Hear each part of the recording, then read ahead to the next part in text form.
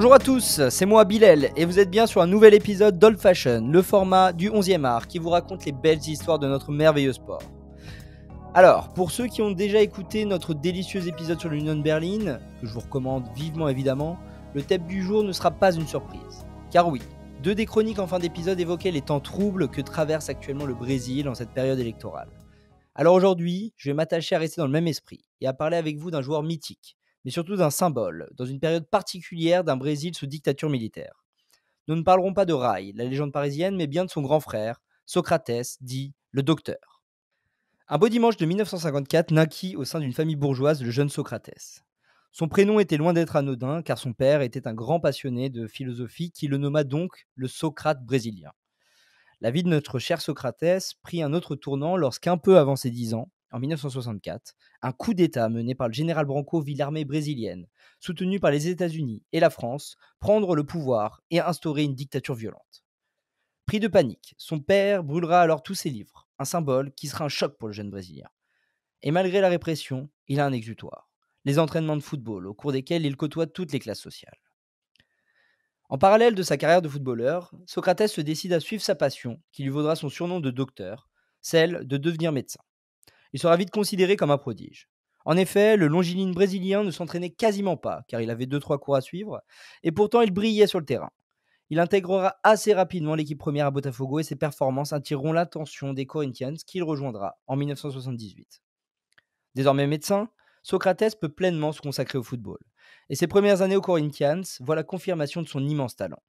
Avec son élégance et sa coupe de cheveux remarquable, il dénote sur le rectangle vert et se fait vite un nom dans tout le pays. Accompagné notamment de son ancien coéquipier à Botafogo, Geraldão, il forme un duo offensif très prolifique qui les amènera jusqu'à un premier titre de champion en 1979. Cependant, l'année 1981 marquera un tournant pour des Corinthians qui se voient relégués en deuxième division. Et comme toute belle histoire, il fallait que les étoiles s'alignent et que ces Corinthians en manque de réussite sportive voient l'arrivée d'un nouveau directeur sportif. Un certain Adilson Montero Alves.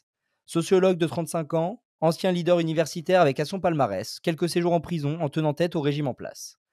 Il va leur proposer un modèle inédit aux joueurs des Corinthians. Excite les primes.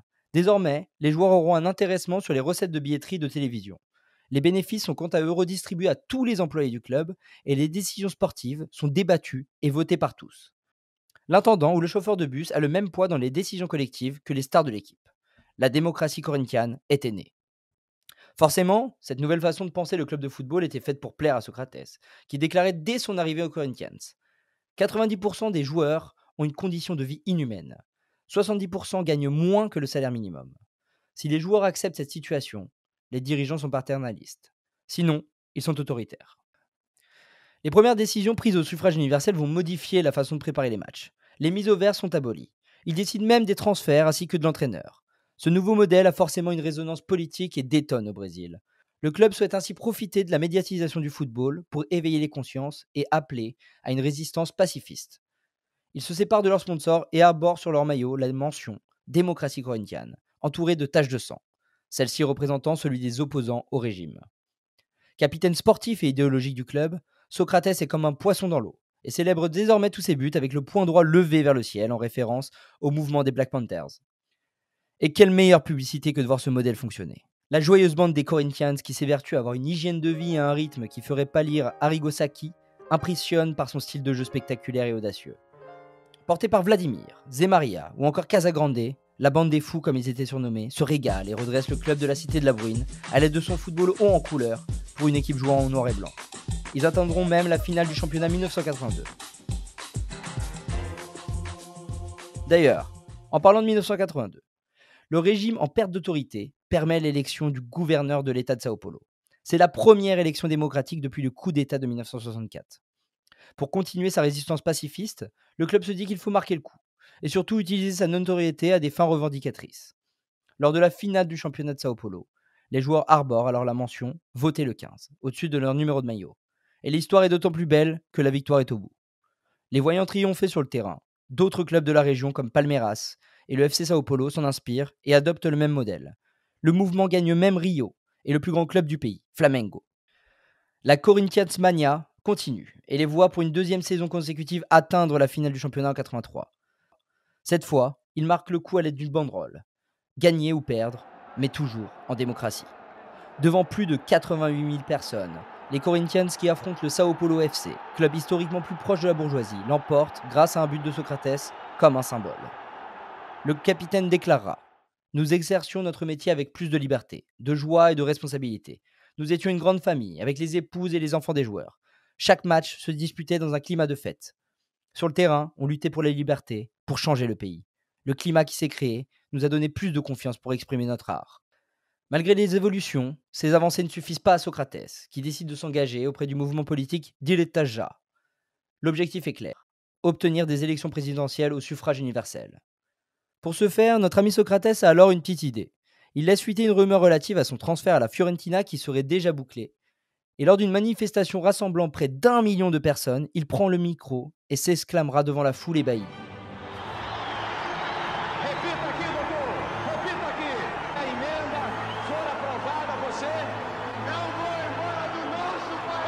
Si l'amendement est approuvé, je ne quitterai pas le pays. Malheureusement, malgré le soutien populaire, l'amendement ne sera pas approuvé et l'élection présidentielle n'aura pas lieu. Socrates quitte donc les siens et rejoint la Fiorentina et le championnat italien. Cette expérience sera un échec, Socrates ne se faisant jamais à la rigueur du football italien.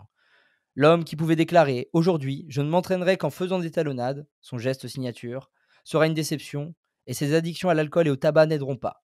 Après 29 matchs joués seulement, il retournera au Brésil, mais ne retrouvera jamais son niveau d'antan.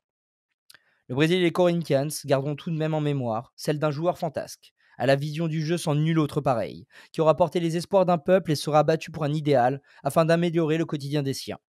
Au moment d'arrêter sa carrière, il déclarera: Je ne peux plus aider les Corinthians à remporter des titres, mais je souhaite mourir un dimanche où les Corinthians seront champions.